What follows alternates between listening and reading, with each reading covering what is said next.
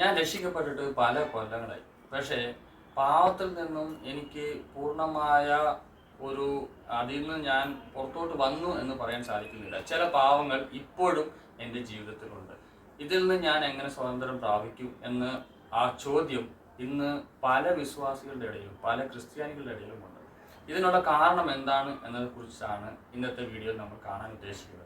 ഇത് അറിയസൻഷൈൻ.in വെബ്സൈറ്റിൻ്റെ YouTube channel Malayalam version. ഞാൻ കത്തിൽ പ്രിയപ്പെട്ട സഹോദരൻ, വരൂ ഇന്നത്തെ മെസ്സേജിലേക്ക് നമുക്ക് കിടക്കാം. ക്രിസ്തീയ ജീവിതത്തിൽ പാവങ്ങളിൽ നിന്നും നമുക്ക് പുറത്തോട്ട് വരണമെങ്കിൽ, ഒരു പാവത്തെ നമുക്ക് വിട്ടു ഒഴിക്കണമെങ്കിൽ, നമ്മളിൽ ഉണ്ടാകേണ്ട ഒരു മുഖ്യമായ കാരണത്തെക്കുറിച്ച്, ഒരു മുഖ്യമായ കാര്യത്തെക്കുറിച്ച് യേശു യോഹന്നാൻ എഴുതിയ സുവിശേഷം 8-ാം അധ്യായം 32-ാം വാക്യത്തിൽ പറയും. സത്യം അറിയുകയും സത്യം നിങ്ങളെ സ്വതന്ത്രരാക്കുകയും ചെയ്യും എന്ന് പറയും.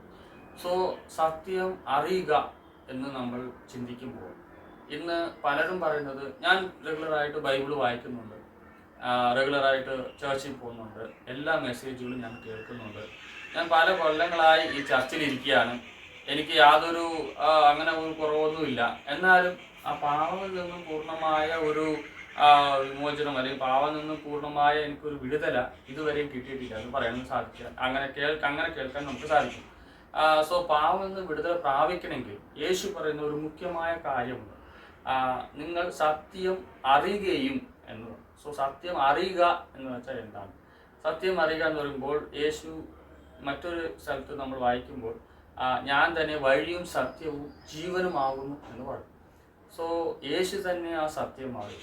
സോ യേശുവിനെ കുറിച്ച് നമുക്ക് എത്രമാത്രം അറിയാം?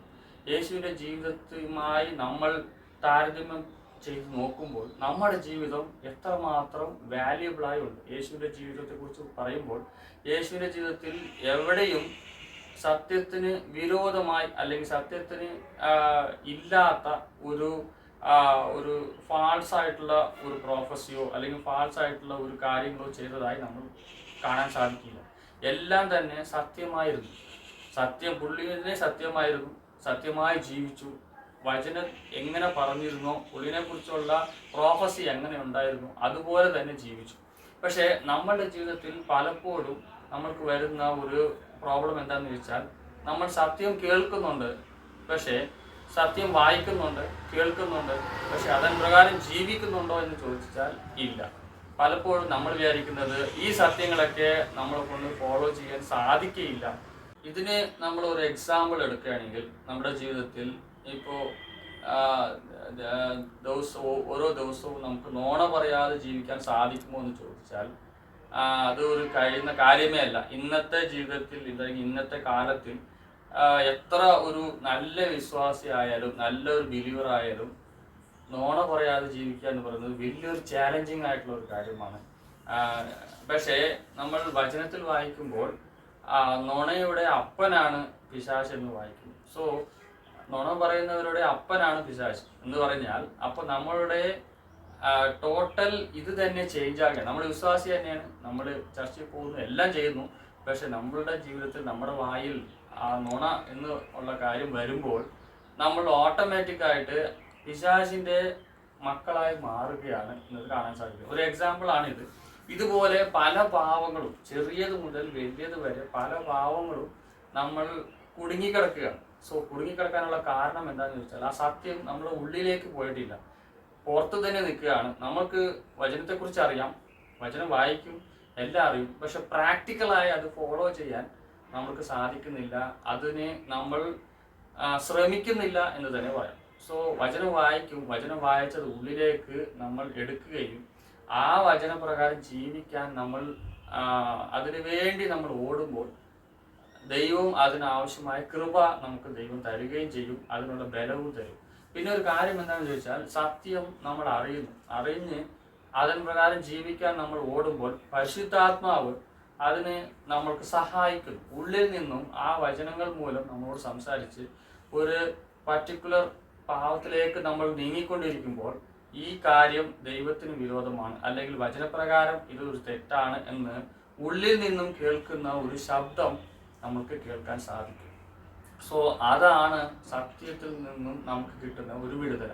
സോ ഓരോ പാവങ്ങളുടെ പുറയിൽ നിന്നും നമ്മളെ വാൺ ചെയ്യുന്ന ഒരു ശബ്ദം നമുക്ക് കേൾക്കാൻ സാധിക്കും. സോ സത്യം അറിയുകയും സത്യപ്രകാരം ജീവിക്കാനും നമ്മൾ അതിനുവേണ്ടി നമ്മൾ ട്രൈ ചെയ്യുമ്പോൾ, അല്ലെങ്കിൽ അതിനുവേണ്ടി നമ്മൾ ട്രൈ ചെയ്യുമ്പോൾ ഓട്ടോമാറ്റിക്കായിട്ട് നമ്മൾ അതിനുവേണ്ടി പ്രാർത്ഥിക്കുകയും അതിനുവേണ്ടി പോരാടുകയും ചെയ്യും.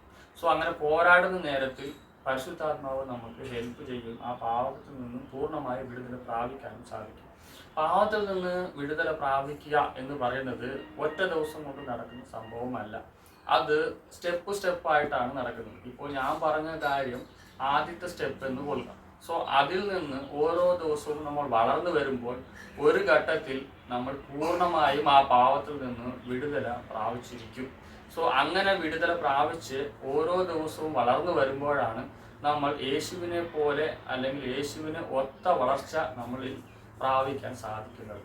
ഇങ്ങനെ ഓരോ ദിവസവും നമ്മൾ വളർന്നു വരുമ്പോൾ യേശുവെ പോലെ മാറുമ്പോൾ നമ്മൾ സത്യമായി തന്നെ ജീവിക്കാം. നമ്മളെ കാണുന്നവർ പലർക്കും ആ സത്യത്തിൻ്റെ വാല്യൂ എന്താണെന്ന് മനസ്സിലാവും. സോ വെറുതെ ബൈബിൾ വായിക്കുകയും പ്രാർത്ഥിക്കുകയും ചർച്ചിൽ പോവുകയും മാത്രം ചെയ്യുന്നത് കൊണ്ട് നമ്മൾ പാവമില്ല, അല്ലെങ്കിൽ പാവത്തിൽ നിന്ന് ഞാൻ മുഴുവനുമായി അവിടെ നിന്ന് ഞാൻ വിടുതല പ്രാപിച്ചു എന്ന് പറയാൻ സാധിക്കുകയില്ല. പക്ഷേ ആ വചനപ്രകാരം ജീവിക്കാൻ നമ്മൾ ട്രൈ ചെയ്യുകയും അതിനുവേണ്ടി പോരാടുകയും വേണ്ടിയിരിക്കുന്നു. ഈ മെസ്സേജ് നിങ്ങൾക്ക് വളരെ പ്രയോജനമായിരിക്കുമെന്ന് കർത്താവിൽ വിശ്വസിക്കുന്നു.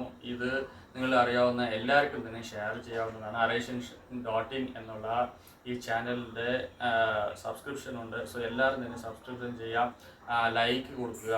പിന്നെ ഇതിൻ്റെ തമിഴ് വെർഷനും ഇതേ ചാനലിൽ തന്നെ ഉണ്ട്. അറിയാവുന്ന എല്ലാ തമിഴ് ഫ്രണ്ട്സിനും നിങ്ങൾ ഷെയർ ചെയ്യാവുന്നതാണ്.